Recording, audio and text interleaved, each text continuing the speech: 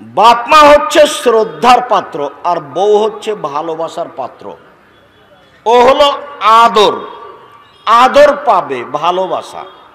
বউকে ভালোবাসতে হয়, ও এমন ভালোবাসার জিনিস, তাকে এত ভালোবাসতে হবে।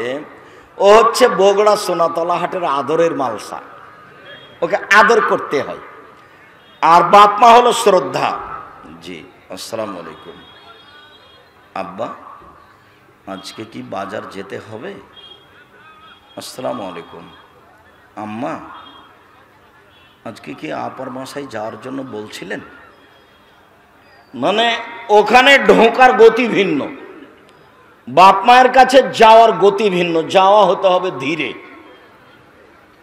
হাতটা থাকবে নিচু, কণ্ঠ হবে নরম। একবারে আল্লাহ সিরিয়াল দিয়েছেন, ওর কাছে যাওয়া ভিন্ন, কণ্ঠ ভিন্ন, গতি ভিন্ন, সব পরিবর্তন করে যেতে হবে। পৃথিবীতে তার চেয়ে কোনো সম্মানী মানুষ আল্লাহ উল্লেখ করেননি, নবী উল্লেখ করেননি। রাজশাহীর মেয়র এসেছে নওদাপাড়ায়, তো এখন রাজশাহী শাহ মকদম থানার ওসি এইভাবে দাঁড়িয়েছেন, আমার দিকে দেখেন, এইভাবে দাঁড়িয়ে বলছেন, স্যার এখন কি করব স্যার? তো দৃশ্য দেখে আমি অবাক হয়ে গেছি, কিরে এটা তো বাপ মায়ের কাছে, এইটা কেন এখানে? মানে চট করে আমার কোরআন হাদিস একসাথে এসে মাথায় আঘাত করেছে। এই দৃশ্য তো বাপ মায়ের কাছে, এইটা কেন এখানে? তো যেটা ছিল বাপ মায়ের কাছে সেটা চলে গেছে সমাজে।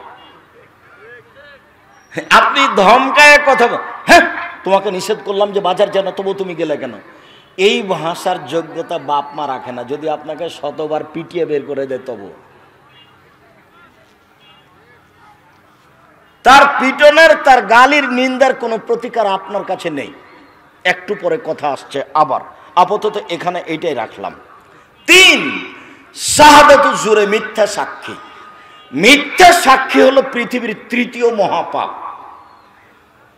ঠাকুরগাঁ জেলে 10 বছর, 20 বছর, 30 বছর থেকে কত লোক আছে, মিথ্যা সাক্ষী তো নিজেও জানে না আমি কেন জেলে। ক্ষমতায় দলীয় দাপটে টাকা দেওয়া আছে, সাক্ষী বলছে যে আমি 2 চোখে তাকে মারতে দেখেছি, অথচ যার ব্যাপারে বলছে সে সেদিন এই চৌরঙ্গি গ্রামেই ছিল না। অবাক, এর নাম মিথ্যা সাক্ষী। দলীয় ক্ষমতা দেখিয়ে 1 মিনিট বাঁচার চেষ্টা করো না, ফেরাউন ডুবে গেছে। ক্ষমতার কোনো দামই নেই। মানুষের বাড়িতে কাজ করে খাও, দিনমজুরি করে খাও, ব্যবসা করে খাও।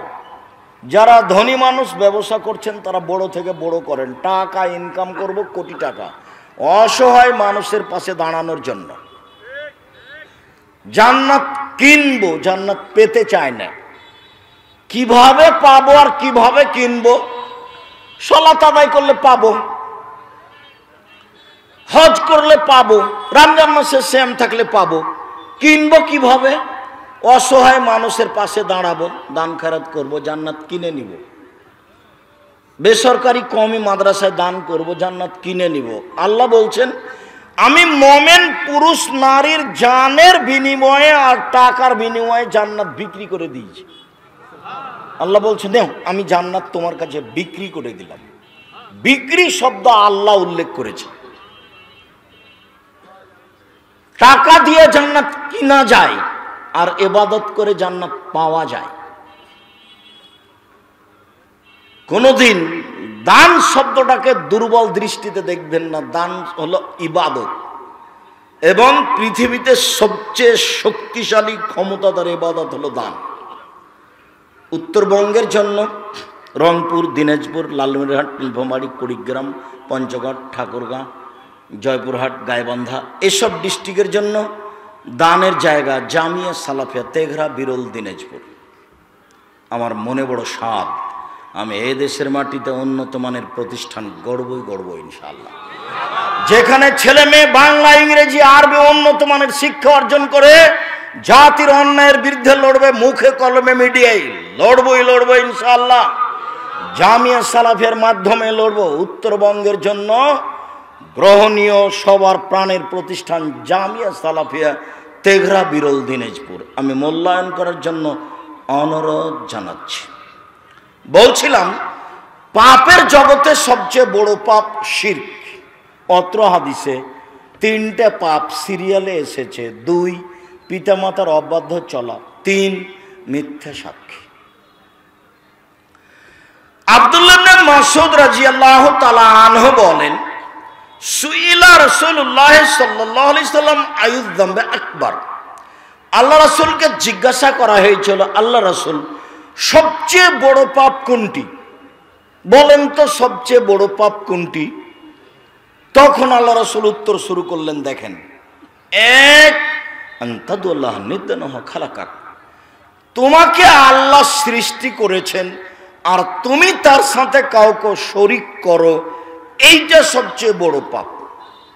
জামা কলা খেলে যমজ সন্তান হবে এই কথা বললে আল্লাহ সমান করে দেওয়া হলো কলাকে, অথচ কলা তোমাকে সৃষ্টি করতে পারে না।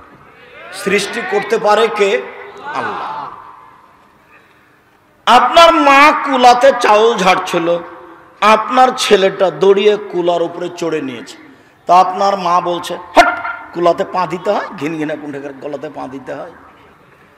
আরে আপনার মা আপনার নাতিকে, আপনার পোতাকে এ কথা বললো কেন? এ কথা বলতে পারে, সরো ভাইয়া, সরো ভাই, সরো ভাইয়া, একটু আমি কাজ করতে দাও, বিরক্ত করো না, একটু সরো, এখন আমাকে বিরক্ত করো না, এই কথা বলতে পারে। কেন তার দাদি বলল, হট, ঘিনঘিনা কুণ্ঠের ঘিনা কুলাতে পা দিতে হয়? কুলাতে পা দিলে কি হবে? কুলার উপরে চড়ে থাকে সবসময়, ছেলেটা চড়ে থাকে।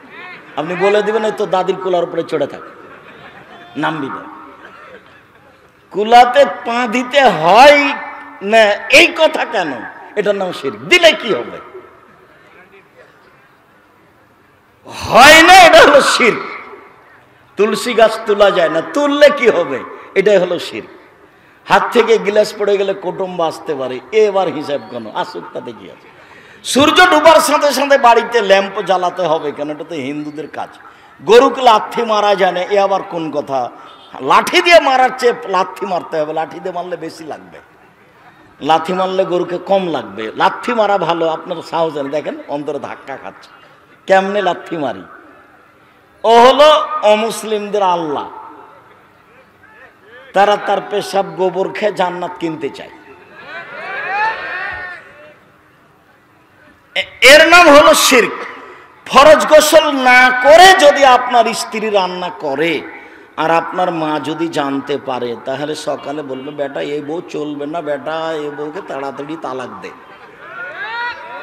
গোসল করেনি, রান্না করছে, আচ্ছা গোসল করা ভালো, করতে হবে, কিন্তু গোসল না করে রান্না করা যাবে না, এ কথা কোথা থেকে আসলো? গোসল না করে বেগুন গাছ থেকে বেগুন তোলা যাবে না, কোথা থেকে আসলো? সিম গাছ থেকে সিম ছিঁড়া যাবে না, এই কথা কোথা থেকে আসলো? দিনাজপুরে এক হেডমাস্টারের বাসে রাতে ছিলাম, তো হেডমাস্টার সাহেব বলছেন, আব্দুর রাজাক সাহেব, বিছানা থেকে বারান্দা পর্যন্ত চট বিছানো আছে, কেন জানেন? তা তো বলতে পারছি না।